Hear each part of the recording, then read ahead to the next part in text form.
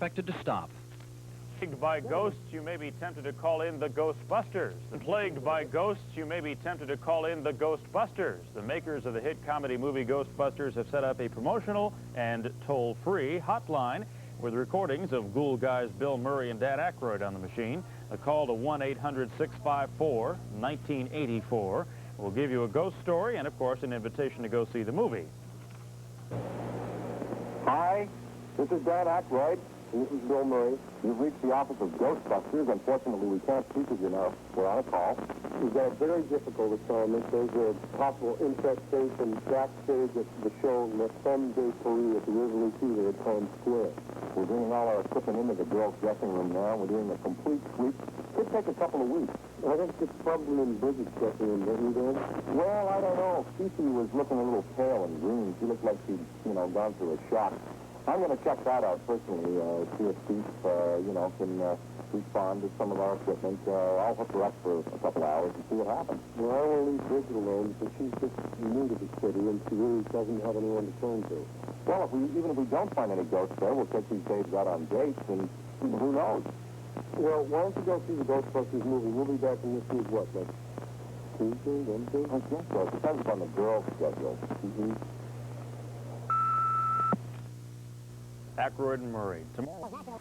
Some of the 80-odd other contestants... .5 weeks of foreign release, and $4 million of that is from Japan, where it did that much business in 8 days. Universal Pictures is keeping journalists away from its new movie, June. And hang around. Draw big crowds at the box office. And there's a pretty good shot that Dan or I may run for the Senate. Yeah. Ghostbusters is the surprise hit of the summer. No surprise that it's popular. Everybody expected that. But the fact of the matter is, it is so popular. If you want your friends to think you're in the know when it comes to current films, don't tell them if you haven't seen it. Almost everybody else has. Bill Murray and Dan Aykroyd are at the center of this comedy. Murray in his classic comic form.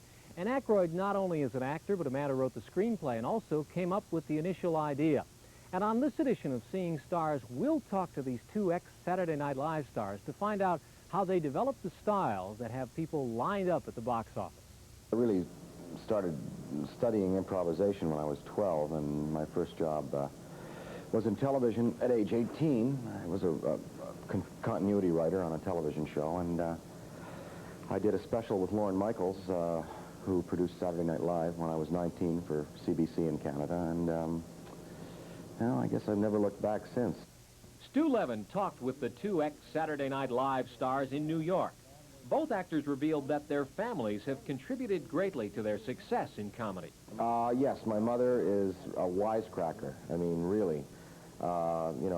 She's always got a comment or something to say, and is full of humor and warmth in that way. And Dad in the same way, too. They're very, very bright, warm people who, love laughter and camaraderie and that kind of thing. I hear your dad is a very outgoing guy and often does things in public which are kind of funny and always amuse the family. Yeah, once he came out at a party and there was a group of his adult contemporaries at this party, and he came out and, feigned this horrible gut pain and, doubled over and went down on his knees and spilled open his shirt, and the hose from the family vacuum cleaner was there, like guts, and he spilled it out on the floor. I mean, it's just outrageous, anything to get a laugh type of thing, Is that where you got it? I think so. And, Chevy Chase's father is very funny in that way, too. Very, very funny, and Chevy gets, a lot of his stuff from his dad, who's, quick to come back and full of jokes and practical pranks and that type of thing. Bill Murray comes from a family of 9 children and owes his start in comedy to one person in particular. My brother Brian Doyle Murray, yeah, I mean, he got me out of the house, and got me into the theater in Chicago, the Second City, and when I came to New York, I slept on his floor, and he got me into the National Lampoon, and Belushi, those two guys were already working there. And then he gave me his job on the radio hour when he went to do the show, and then he got me into the live stage show that we were doing. And then we worked together on the Saturday Night Live with Howard Cosell show, which is appearing in reruns over in Turkey right now, too. And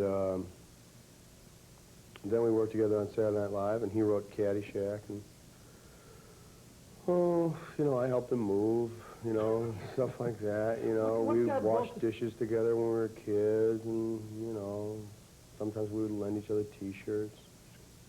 It's a love story, there's no question about it. Very, very moving. It's like Sammy and Frank, there's no question. Moving style.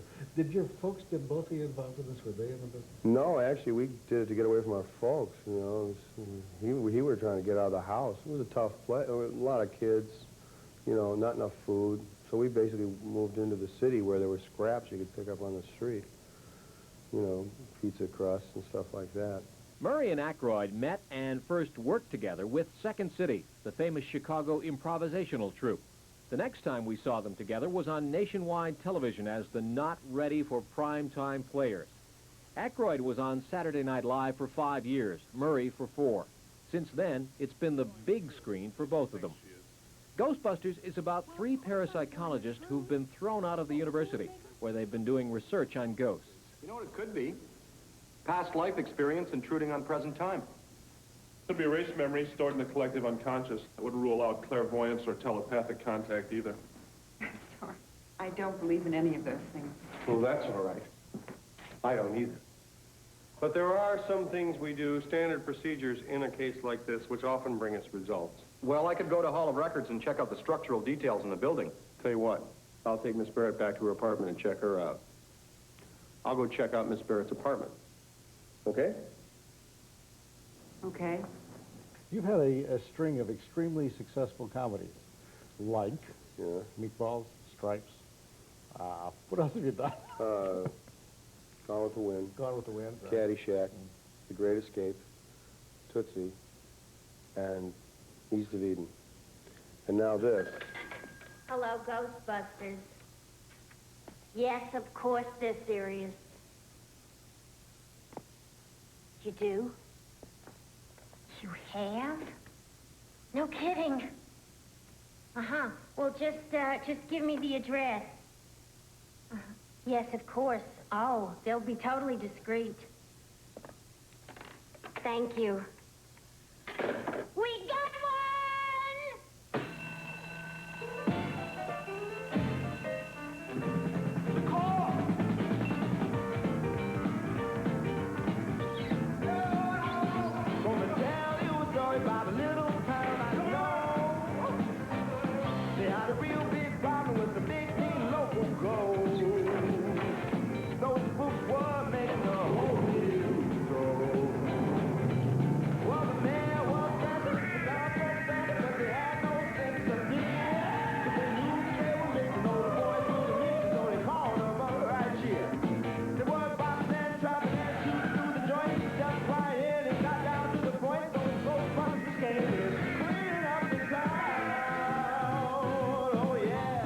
Pretty good shot that Dan or I may run for the Senate after this thing. We've had a great many comedians in the Senate over the years.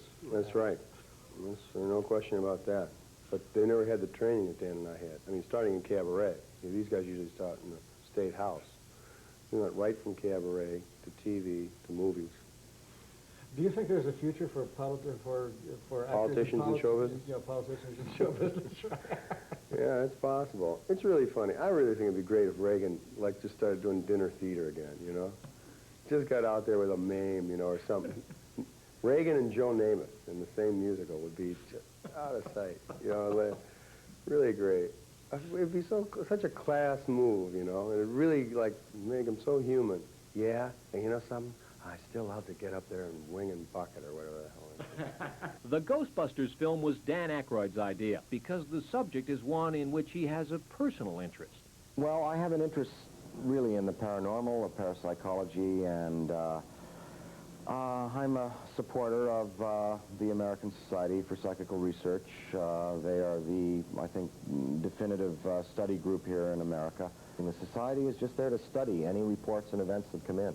And they're sympathetic to theories about parallel dimensions, mirror worlds, reincarnation, ESP, the concept of leaving the body, leaving life on the operating table and coming back from death, and anything else that one associates with the paranormal.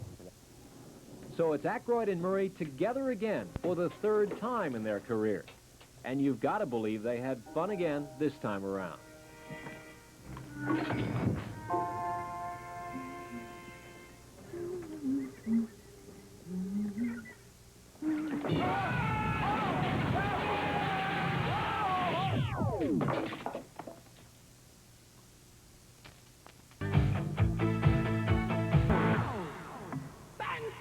That's because, you know, we're on a call. We've got a very difficult assignment. There's a possible infestation backstage at the show Le Femme de Paris at the Rivoli Theater at Times Square. We're bringing all our equipment into the girls' dressing room now. We're doing a complete sweep. Could take a couple of weeks. I think it's probably in Bridget's dressing room, don't you, Dan? Well, I don't know. Cece was looking a little pale and green. She looked like she'd, you know, gone through a shock. I'm going to check that out personally, see if Steve, you know, can respond to some of our equipment. I'll hook her up for a couple hours and see what happens. Well, I will leave Bridget alone because she's just new to the city and she really doesn't have anyone to turn to. Well, even if we don't find any ghosts there, we'll take these babes out on dates and who knows? Well, why don't you go see the Ghostbusters movie? We'll be back in this week, what, like Tuesday, Wednesday? I guess so. It depends upon the girls' schedule. From, not stay on.